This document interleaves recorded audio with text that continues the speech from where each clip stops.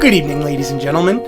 I'm your host, Davey J, and today we're going to discuss the new movie, Ghostbusters Afterlife.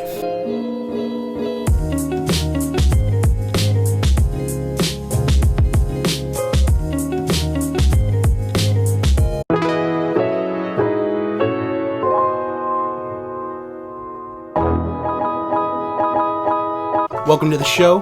Today we're going to discuss something that I hold very near and dear to my heart, and that is Ghostbusters in general.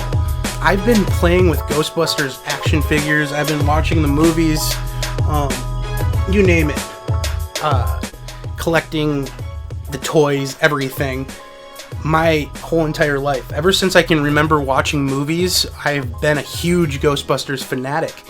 Not just a casual watcher, but I'm talking like back when they used to have 50-cent movie day on Tuesdays at Mr. Movies, which is an old local Minnesota video store chain. I used to go there with my mom on 50-cent Tuesdays, and I would rent Ghostbusters every single time. Ghostbusters 1 or Ghostbusters 2. It didn't matter.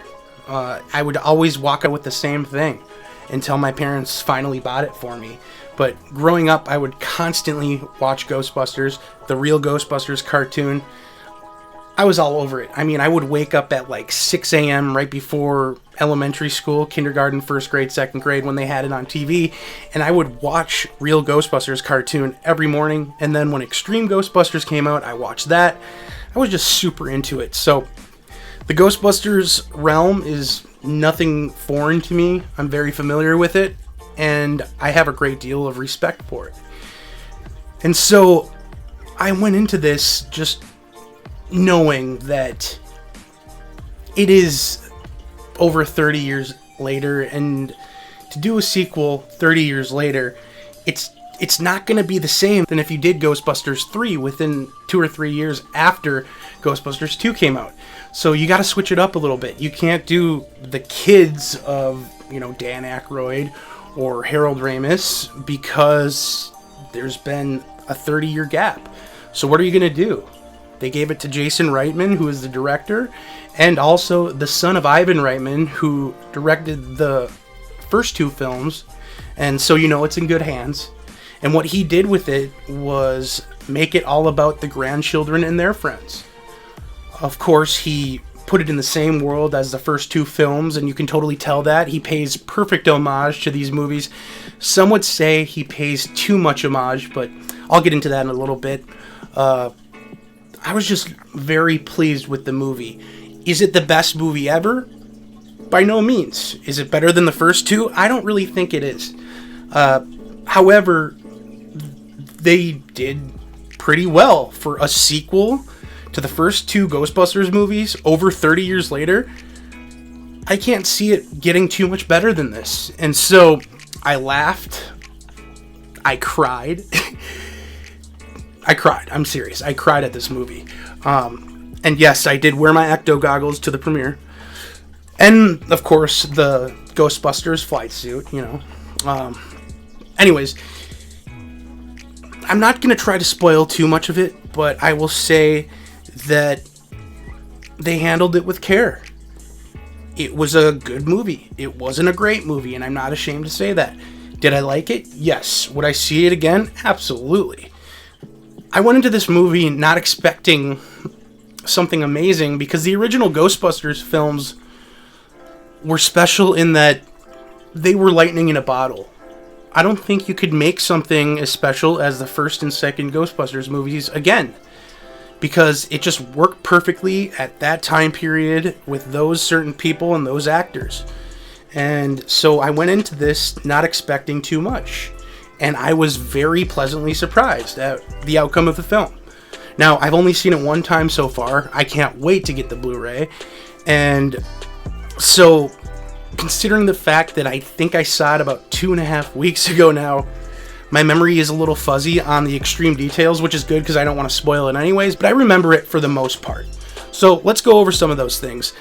Ghostbusters Afterlife stars Mckenna Grace, Carrie Coon, Paul Rudd, Finn Wolfhard from Stranger Things, Logan Kim, Celeste O'Connor, and of course, spoiler, the original Ghostbusters, right? Harold Ramis, I believe, passed away in 2011, so, you know, he wasn't able to be in this movie.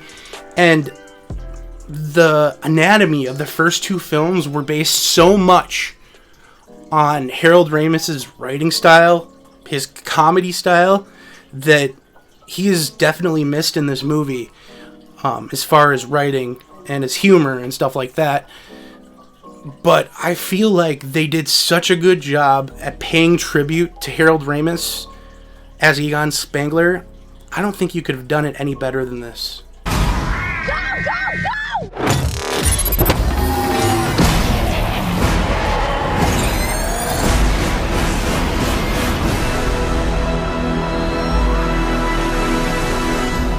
Ghostbusters, we're ready to believe you. We're closed. So then we'll talk about the basic premise of the story. Egon Spengler passed away recently. He is the grandfather to Mckenna Grace's character, Phoebe is her name. And her brother, and her mom move into this farmhouse in the middle of nowhere with wheat fields. Anyway, it's not a big deal. So they move to the middle of nowhere, basically. Mckenna Grace goes to school, and her teacher is Paul Rudd. And Paul Rudd, he's amazing in every movie he's in. Absolutely hilarious and charming, and his performance in this film is no different. His humor is invaluable in this movie. He's so funny, like every movie he's in. Mckenna Grace, who I think is only about 12, 13 years old, I was wondering, when I saw the movie, I was like, where did I see her before? And I just remembered, I saw her in Annabelle Comes Home, which is the third Annabelle movie, and she was really good in that. She holds it down for being such a young kid. She is terrific in this movie, and I could totally buy the fact that she is Egon Spengler's granddaughter. So Mckenna Grace, great performance. I feel like I was Italian there for a second. They basically find all this old Ghostbusters equipment. They find the Ecto-1, they find the PKE meter, the trap, they find the proton packs, they find the flight suits, they find all this old Ghostbusters lore that Egon left behind. And basically, when everything goes awry, you figure out that Egon Spengler was not just a deadbeat dad to Mckenna Grace's mom and this Phoebe's mom, who's played by Carrie Coon. He had a mission the whole time, essentially making him a hero and paying the ultimate tribute to Egon Spengler. I'm not going to go too much further in depth, but it's perfect how they pay tribute to him, and I'll leave it at that. And they also did a really good job keeping it under wraps and not giving away too many spoilers for when the original Ghostbusters make their appearance. And I think it's widely known that they are in the movie, the three main Ghostbusters, and so I'll leave it at that. It's awesome when they come back, and it doesn't feel like out of place or like forced or anything. So it was really cool to see that as well. If I'm going to go ahead and rank this movie out of 10, that's kind of difficult. I would have to give it a 7 out of 10. I've been wanting a Ghostbusters movie for a long time. This would be the perfect Ghostbusters 3 for over 30 years later. I mean, what else are you really going to do, right? And so I give this movie a 7 out of 10. I definitely see it again. Is it better than the first two? No, but what sequels are usually better than the originals, right? Now I'll just go ahead and share how I saw the movie. I was able to get sneak peek tickets, so I saw the movie 2 days before it was released nationally, and unfortunately I was unable to get that Ecto-1 popcorn container that they ended up selling the first day it came out. So people who got to the theater on the day that Ghostbusters Afterlife was released were able to purchase this Ecto-1 popcorn container, and it's like really cool. And a lot of the fans were really upset because the big fans like myself, who went a day or two early, we weren't able to get a shot at it. And so a lot of the scalpers too went in, and they were AMC sold to scalpers, like first come first serve. They didn't really care how many each person bought. So at a lot of these AMC theaters that only had certain amounts, eBay sellers went in and they bought all the ones they had in stock, and they sold them for 4 times the price on eBay.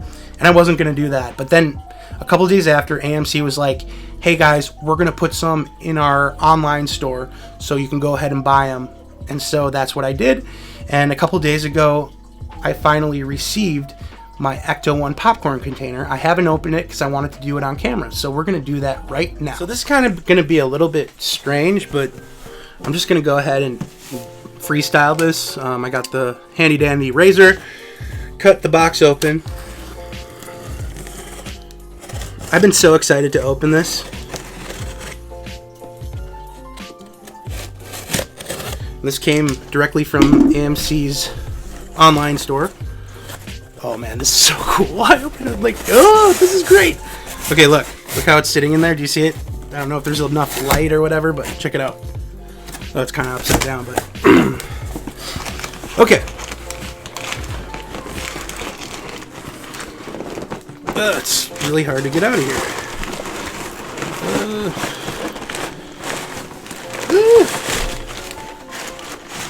Okay.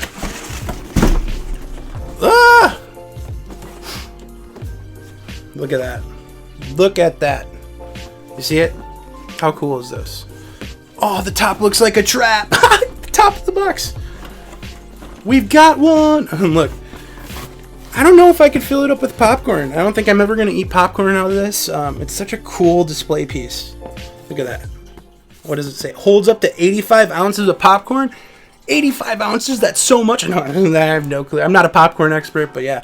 85 ounces of popcorn. Wow. Yeah, it's designed to look exactly like the Afterlife Ecto-1, which is... honestly, it's kind of a sign of the times. You know, it's been over 30 years. So if you had a car... I'd imagine if it's not well stored, it would look way worse than the Ecto-1 did, arguably. But I just like the Ecto-1 so much better when it's nice and shiny and freshly painted. Personally, my favorite Ecto-1 is in Ghostbusters 2, where it has the extra lights on the roof rack and all those extra contraptions or whatever. Anyways, I love the Ecto-1A. That's my favorite Ecto-1. Anyways, AMC, as you can see, official popcorn. So let's open this. Looks like we don't have to cut any more seals. We can just open this here. Do it on camera. So you'll see it with me for the first time.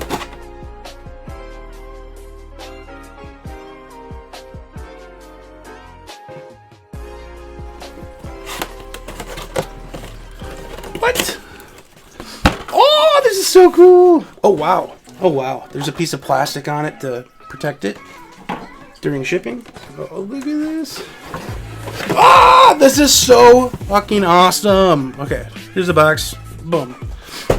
This is so freaking sweet. Look at that. Oh, look at this. Look at this. Can you just take it off to put popcorn in it? Or how does it work? Does it have lights? No, it doesn't have any lights. Does it roll? Oh, bummer. Oh, I can't roll. But it is just a fancy popcorn bucket, right? Look at, check out the decals. See, Ecto-1 on the back, Ecto-1 New York on the front. And that is, ladies and gentlemen, that is a beautiful Cadillac Miller Meteor ambulance in disguise as a popcorn container. I mean, does it get any better than this? Hold on, let me see. I don't want to, like, ruin anything, so I don't think I'm going to open it. Well, hold on. Oh, I guess it's easier than I thought. Look. Okay, so that's how you open it. You just pull it apart like that. That is really cool. Oh, wait. It is battery operated. Hold on. You pull this tab, and... oh, look at that! It all lights up. Whoa! Do the door? No, the doors don't open. The hood doesn't open, but I feel like it should. Ghostbusters! This is so cool.